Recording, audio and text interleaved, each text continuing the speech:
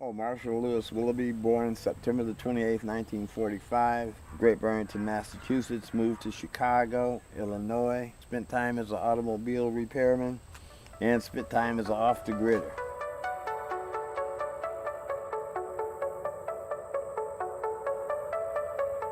We're in an area called Miller Beach in Gary, Indiana. This land, however, is in a water table. It's actually wetland, and I was going to build a structure here, but I found out that the water table was very high, so I went to a smaller structure. It's called a shed kit, 110 square feet, made out of styrofoam. And being in Vietnam taught me it does not take a lot to live. All you need is a foxhole, and all I've had is a foxhole sometimes. I was very happy to be in it. Like, wow, a mud puddle in the ground, I was happy to be there. On growing up, my mother wanted me to wear a suit and a tie and push a pencil. And I found that this was contrary to my nature. I like to work on things and build things with my hands. I pursued my bliss. I wanted to be a welder. I always worked with my hands. I wanted to be a welder. I was building a little motor scooter, and I needed some welding done. I was constantly in Popular Mechanics and Mechanics Illustrated magazines. That prompted me when I got out of the military to take some kids in the neighborhood and build a helicopter from scratch, which we did. So what skills I didn't have, I acquired, and were self-taught. I bought a lathe, I bought a mill, and taught myself how to use them.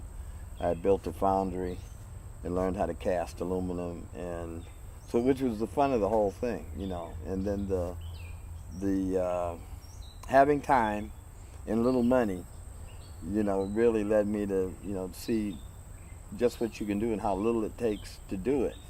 And most people think you can't do this kind of stuff, but that's how things were always made, So it's out of necessity, out of wanting to learn, and then you add that to your skill set. The big examples of the backhoe and the helicopter that are on this lot. And we build bicycles. We have motorized bicycles. That's a new craze. You see those? These motorized bicycles, little motors zipping around on the city. We do that. Brian does it. I do it. Brian looked at it. He said, "Oh, that's a toy." Then he rode it and went out and spent a ton of money making a super bike that's faster than everybody else's. When I moved here, my intention was, to try to put all the knowledge I've gained from reading Mother Earth news back in the 70s.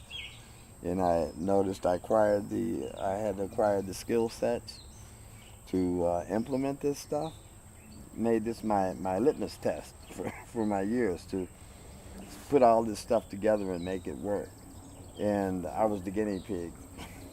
And because it's 10 degrees below zero, if your heating system doesn't work, you're toast. So there was no plan B. So I had to engineer all this stuff to work and work well, so I could survive. That way you don't BS, like, "Oh, I got cold, we went to the hotel or motel." No, no hotel or motel. This is what you have, and this is what you have to deal with. So and I wanted to show people, show people that it could be done. Mother Nature gives you everything you need to live.